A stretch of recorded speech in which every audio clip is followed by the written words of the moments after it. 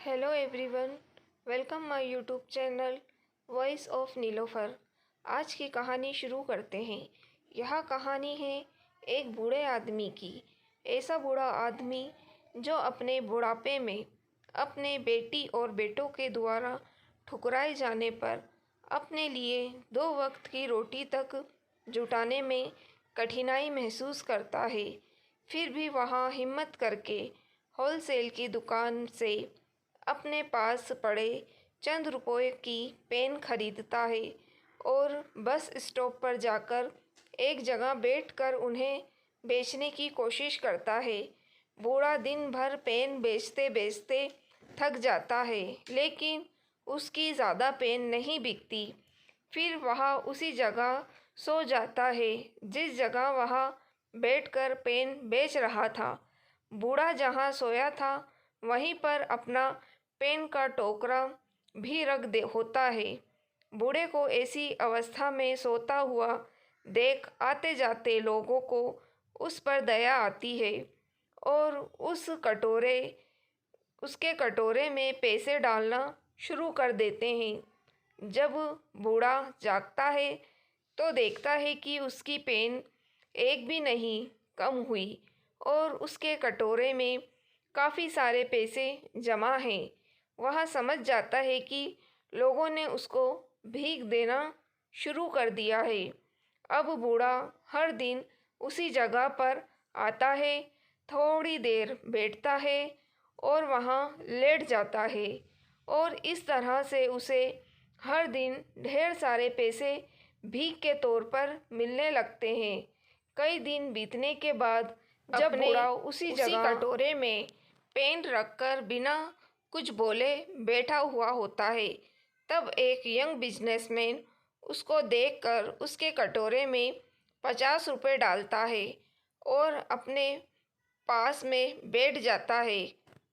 कुछ सेकंड बाद उस बिजनेसमैन को क्या सूझता है पता नहीं कि वह बस से नीचे उतरता है, उस बूढ़े के पास आता है, उस कटोरे में से कुछ पेन उठाता है और उसे कहता है कि मैं इस पेन की कुछ कीमत है और मैं आपको कीमत देकर यह पेन ले रहा हूँ। आखिर आप भी एक बिजनेसमैन हैं और मैं भी। इतना कहकर वह फिर से अपने बस में बैठ जाता है और बस वहाँ से चली जाती है। उस यंग बिजनेसमैन की बातें जैसे बूढ़े के दिल में उतर जाती हैं। उसकी बातें दिन रात अब उस बूढ़े की दिमाग में घूमती रहती हैं। 2 साल बीत जाते हैं। एक दिन वहाँ यंग बिजनेसमैन एक जगह उस बूढ़े को देखता है। बूढ़ा आदमी उसके पास जाता है और उसे कहता है, आपने मुझे पहचाना? शायद आप भूल गए होंगे, लेकिन मुझे आप अच्छे से याद हो। बिजनेसमैन कहता है, आपके याद दिलाने पर मुझे थोड़ा थोड़ा याद आ रहा है। शायद आप वही बूढ़े आदमी हैं जो कभी उस बस स्टॉप पर बैठकर भीख मांगा करते थे, लेकिन आज तो आपका अंदाज ही कुछ बदला हुआ है। आप सूट बूट में टाई पहनकर यहाँ क्या कर रहे हैं? बूढ़ा आदमी उस यंग बिजनेसमैन को धन्यवाद देते हुए कहता है कि आप नहीं जानते, आपने उस एक मुलाकात में मुझ पर कितना उपकार किया है। यंग बिजनेसमैन को कुछ समझ में नहीं आता, क्योंकि उसके हिसाब से उसने ऐसा कोई भी काम नहीं किया था जिसके लिए उसे धन्यवाद दिया जाए। बूढ़ा आगे बताते हुए कहता है, मैं आपको पूरी बात बताता हूँ। उस दिन जब आपने मुझ पर दया ना दिखाते हुए अपने पैसों के बदले मेरे टोकरे से पेन उठाई और जो शब्द आपने मुझसे कहे कि पेन की भी कीमत है और आपकी तरह मैं भी एक व्यापारी, इन शब्दों ने मेरे दिल दिमाग पर आंदोलन कर दिया। उस दिन से मैं सोचने लगा कि मैं यहाँ क्या कर रहा हूँ। मैंने जिंदगी भर कड़ी मेहनत करके अपने और अपने परिवार का पेट पाला था, तो फिर मैं इस उम्र में कैसे हार मान सकता हूँ। मैं उस दिन तुरंत उठा। मैंने घूम घूम कर सारी पेनें बेच दी और अगले दिन से मैंने पेन, कॉपी के साथ और बुक्स भी बेचना शुरू कर दी।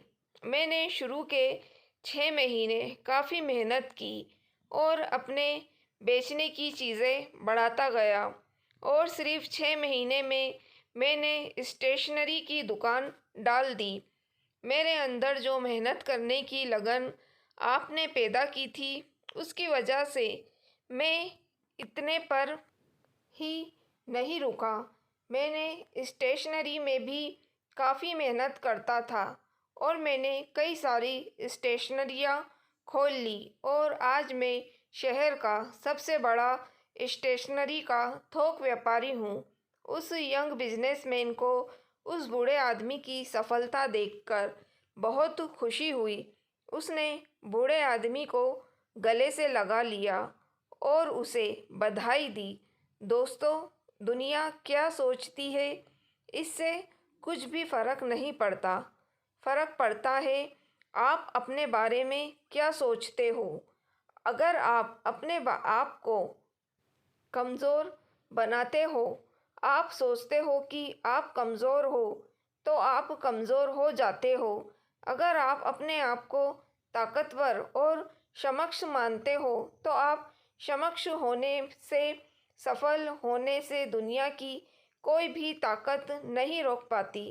तो दोस्तों, आपको कहानी कैसी लगी, लाइक और कमेंट करके ज़रूर बताइएगा। मेरी वीडियो को शेयर करना ना भूलिएगा। मेरे चैनल वॉइस ऑफ नीलोफर को भी सब्सक्राइब ज़रूर कीजिएगा। Thank you for watching.